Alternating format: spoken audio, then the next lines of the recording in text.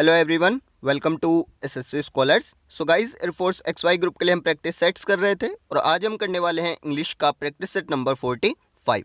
सो कोशिश कीजिएगा ज़्यादा से ज़्यादा क्वेश्चंस अटैम्प्ट करने की एंड कमेंट बॉक्स में मुझे ज़रूर बताएगा कि आपका स्कोर कितना रहा।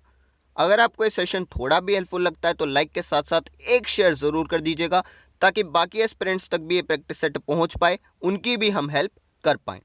स्टार्ट करते हैं आज के सेशन को। डायरेक्शन 1 to 3 है। Choose the most appropriate response for each question. Number 1 is nap is a synonym of. Nap का सिनोनिम बताना है। सो इसका मतलब होता है थोड़ी देर की नींद, थोड़ी देर की झपकी, जिसको आप इंग्लिश में सिएस्टा भी बोलते हैं। यानी कि नैप का सिनोनिम हो गया सिएस्टा। ऑप्शन नंबर सी आपका करेक्ट हो जाएगा। अगर मैं अदर ऑप्शंस की बात करूं तो ऑप्शन नंबर ए आपका है नेपे, जिसका मतलब है गर्दन के पीछे का भाग, यानी गर्दन के पीछे क्या होता है, गुद्दी होती है, तो उसको बोलते हैं नेपे। देन स्नीज, स्नीज का मतलब है छींकना। स्नोर का मतलब होता है खराटे भरना। Then number 2 is the word lethargic means. Lethargic का मतलब होता है आलसी, और आलसी को आप इंग्लिश में इनएक्टिव भी बोलते हैं, यानी लेथार्जिक का मतलब हो गया इनएक्टिव। ऑप्शन नंबर ए आपका करेक्ट हो गया। इलेटेड का मतलब होता है बहुत ज़्यादा खुश होना, बहुत अधिक खुश होना। थ्रिल्ड का मतलब है रोमांचित, और जाउंस का मतलब है उछलना। तो आप बाउंस से याद कर सकते हैं, बाउंस उछलना और जाउंस भी उछलना। Then number 3 is the word opposite in meaning to overt is. Overt का अपोजिट बताना है। सो सबसे पहले आपको इसका मतलब पता होना चाहिए। ओवर्ट का मतलब है खुल्लम खुल्ला, यानी आप कोई भी काम कर रहे हैं, किसी से नहीं छुपा रहे, बिल्कुल खुल्लम खुल्ला ओपनली उस काम को कर रहे हैं। तो इसका अपोजिट क्या हो जाएगा, आप किसी काम को छिपा कर रहे हैं या चोरी से कर रहे हैं, तो छिपाने के लिए आप कंसील भी यूज कर सकते हैं। सो ओवर्ट का अपोजिट हो गया कंसील्ड। ऑप्शन नंबर सी आपका यहाँ पर करेक्ट हो जाएगा।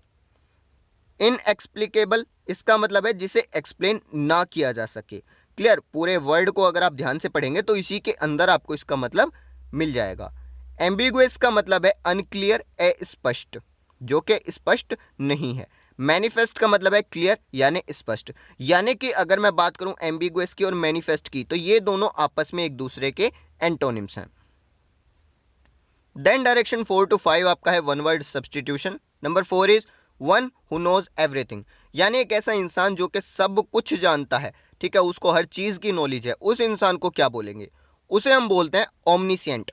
ओमनीसिएंट आपका दो वर्ड से मिलकर बना है, ओमनी और सिएंट। ओमनी का मतलब होता है ऑल, सिएंट का मतलब होता है नॉलेज। तो यानी जिसको कंप्लीट नॉलेज है, सभी के बारे में नॉलेज है, उस इंसान को हम बोलते हैं omniscient. Then number 5 is act of making things like new again, यानी कि चीज़ों को नए जैसा बनाना, एक बार फिर। उस एक्ट को, उस काम को हम क्या बोलेंगे, सो उसको बोलते हैं रिनोवेट। ऑप्शन नंबर बी आपका करेक्ट होगा। आप अपने हाउस को रिनोवेट करते हैं, इसका मतलब क्या है, आप अपने घर को पेंट वगैरह कराकर या जो भी मरम्मत वगैरह है उसे कराकर उसे एक बार फिर नए जैसा बनाते हैं, तो उस काम को हम बोलते हैं रिनोवेट। ऑप्शन नंबर बी आपका करेक्ट हो जाएगा। Then number 6 is choose the correctly spelled word. तो स्पेलिंग टेस्ट से आपका एक क्वेश्चन है, यहाँ पर आपको पायस की स्पेलिंग बतानी है, कौन सी जो है करेक्ट होगी। सो ये क्वेश्चन आपके लिए रहता है, आप मुझे इसका आंसर बताने वाले हैं। सेम क्वेश्चन नंबर 7, यहाँ पर भी आपको correctly spelled word find out करना है, सेंचुरीज की स्पेलिंग बतानी है। सो वीडियो को पॉज कीजिए, क्वेश्चन नंबर 6 एंड 7 के आंसर कमेंट बॉक्स में लिख दीजिए। वीडियो के एंड में मैं आपको इनके आंसर्स बता दूंगा, जहाँ से आप चेक भी कर सकते हैं। एंड गाइज, अगर सेशन अच्छा लग रहा है तो एक शेयर ज़रूर कर दीजिए ताकि ज़्यादा से ज़्यादा स्टूडेंट्स से हम कनेक्ट हो सकें, उन तक ये प्रैक्टिस सेट्स पहुंचा सकें। The number 8 is the indirect speech of. Indirect speech बनानी है। सेंटेंस आपका है he says the sun rises in the east. काफ़ी इजी सेंटेंस है और ये मैंने आज के प्रैक्टिस सेट में इसलिए लिया है क्योंकि इसके थ्रू मैं आपको एक पॉइंट बताना चाहता हूँ। ध्यान दीजिएगा। सबसे पहली बात, अगर यहाँ पर आता है सेज, तो आपका जो सेंटेंस बनेगा इनडायरेक्ट का, उसमें भी सेज ही आएगा, यानी सेज जो है वो कन्वर्ट नहीं होता, सेज एज इट इज रहता है। दूसरा पॉइंट, आपकी जो ये रिपोर्टेड स्पीच है, ये है आपका एक यूनिवर्सल ट्रूथ। मैंने बोला the sun rises in the east, यानी कि सन जो है वो कहाँ पर राइज करता है, ईस्ट में राइज करता है। तो ये क्या यूनिवर्सल ट्रूथ है, ये कभी नहीं बदलने वाला। तो आपके जो यूनिवर्सल ट्रूथ होते हैं ये आपके प्रेजेंट टेंस में होते हैं। क्लियर, जैसे यहाँ पर आया राइजेज, तो वर्ब की फर्स्ट फॉर्म प्लस एस। तो ये प्रेजेंट में होते हैं। तो आप याद रखिए जब भी आप इनडायरेक्ट बनाएंगे तो इनकी टेंस चेंज नहीं होती। क्लियर। यहाँ पर आप जैसे ये आपने सेंटेंस देखा प्रेजेंट का है, तो आप जब इनडायरेक्ट बनाएंगे तो वो भी प्रेजेंट का बनेगा। ये चीज़ आप याद रखें, कोई भी यूनिवर्सल ट्रूथ है, फैक्ट है, तो उसको आप टेंस उसकी चेंज नहीं कर सकते, उसको एज इट इज यूज करेंगे इनडायरेक्ट में। सो सेंटेंस आपका क्या बन जाएगा, he says that the sun rises in the east, यानी ऑप्शन नंबर सी आपका करेक्ट हो जाएगा। क्लियर।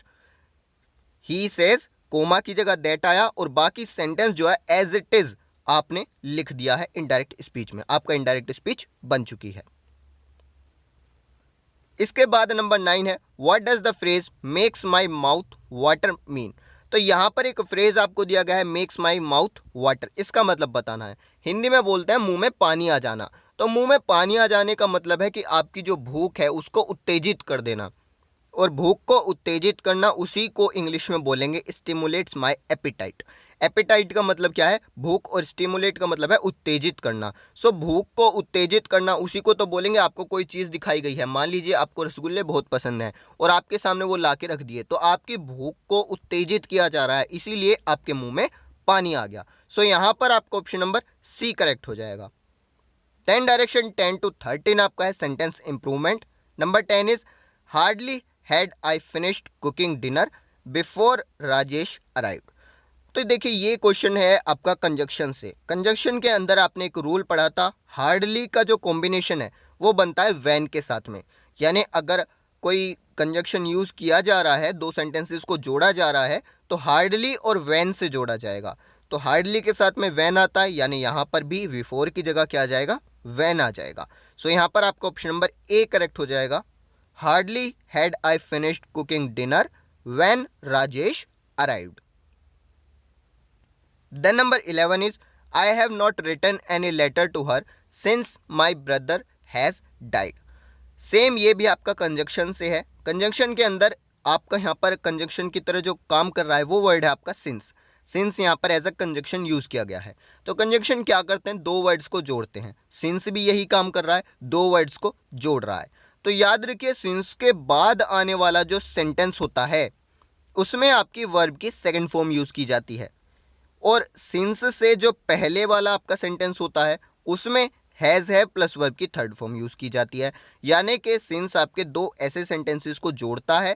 जो पहला सेंटेंस होगा वो आपका होगा प्रेजेंट परफेक्ट का, और जो दूसरा वाला सेंटेंस होगा, जो एंडिंग वाला सेंटेंस होगा, वो होगा आपका सिंपल पास्ट टेंस का।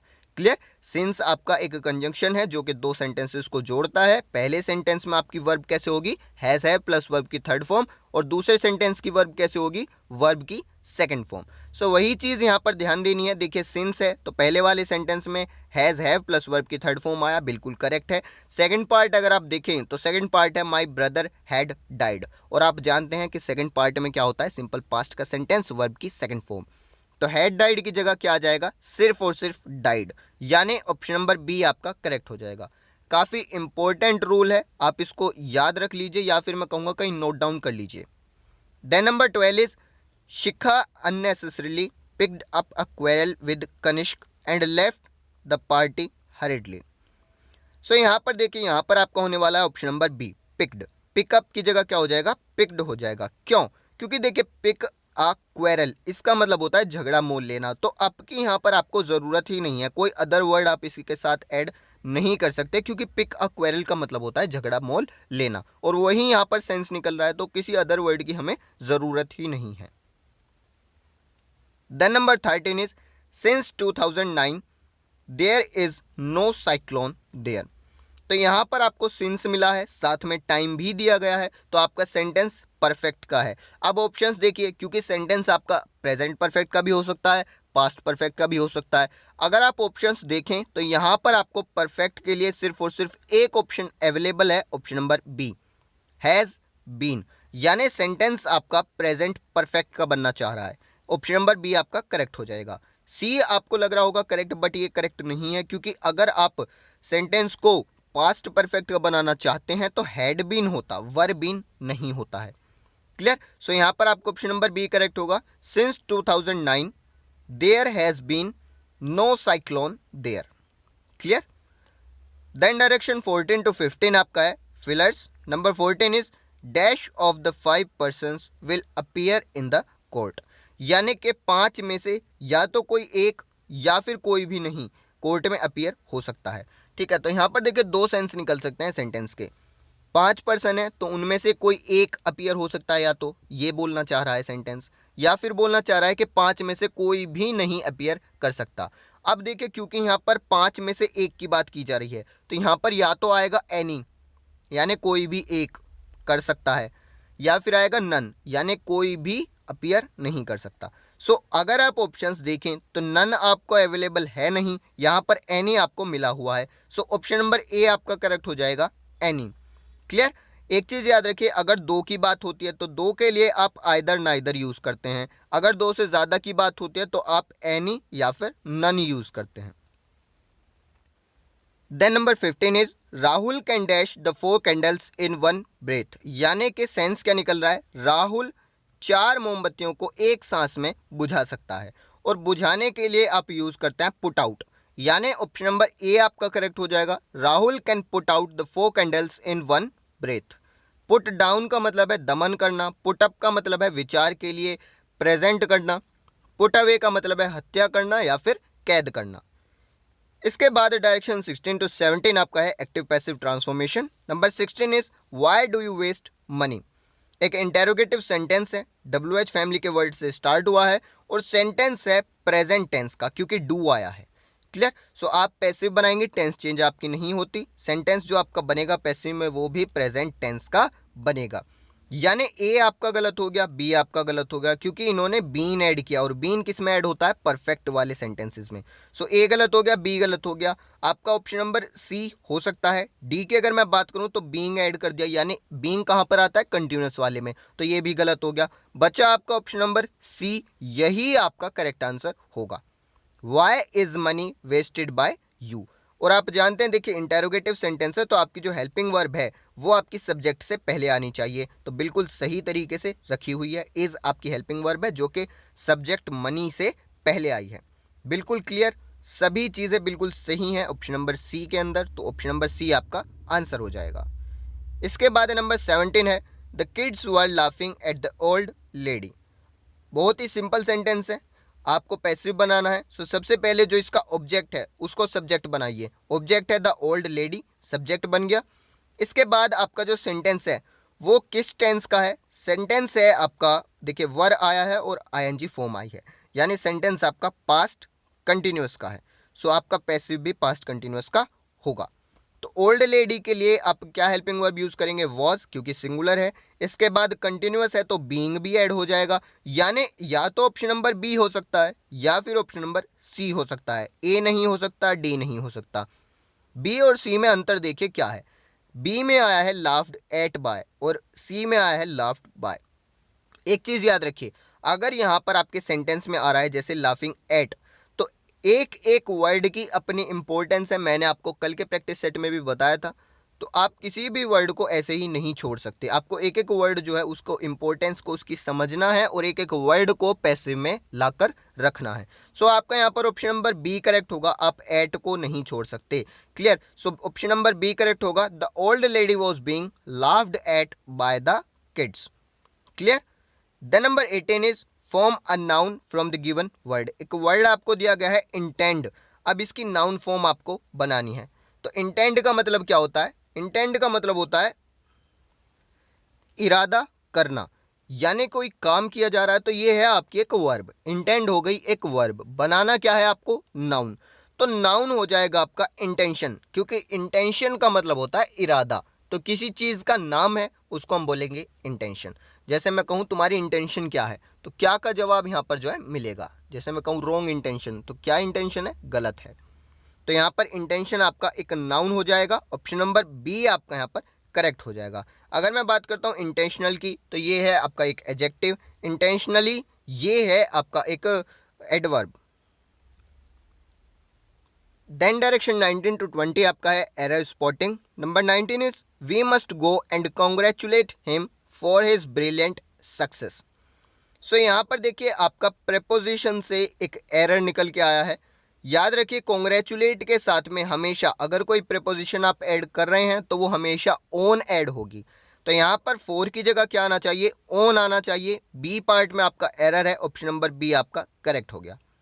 Then number 20 is he recommended my case with the supervisor. तो यहाँ पर भी आपका प्रेपोजिशन से एरर निकलेगा। रिकमेंडेड के साथ याद रखिए हमेशा प्रेपोजिशन टू का यूज़ किया जाता है, जबकि यहाँ पर इन्होंने विद का यूज़ किया। तो आपको क्या करना होगा, विद को रिप्लेस कर दीजिए टू से, आपका सेंटेंस करेक्ट हो जाएगा। यानी सी पार्ट में एरर है, ऑप्शन नंबर सी आपका करेक्ट हो गया। दोनों ही सेंटेंसेस में जो एरर है वो है प्रेपोजिशन से। याद रखिए कॉन्ग्रेचुलेट के साथ में आपका आता है ऑन और रिकमेंडेड के साथ में आता है टू। सो ये था आपका आज का प्रैक्टिस सेट। आई होप सभी क्वेश्चंस आपको समझ आए होंगे। फिर भी अगर कोई डाउट बचता है then comment box is yours, आप मुझसे पूछ सकते हैं, मैं आपको रिप्लाई करने की पूरी कोशिश करूंगा। अब बात करते हैं आपके स्पेलिंग टेस्ट के क्वेश्चंस की। सो क्वेश्चन नंबर 6 का आंसर होगा ऑप्शन नंबर ए पायस, जिसका मतलब होता है पवित्र। देन नंबर 7 का ऑप्शन नंबर डी आपका करेक्ट हो जाएगा, सेंचुरीज की स्पेलिंग बतानी थी। सो ऑप्शन नंबर डी में आपकी सेंचुरीज की स्पेलिंग सही है। आज के सेशन में इतने रखते हैं। Thank you.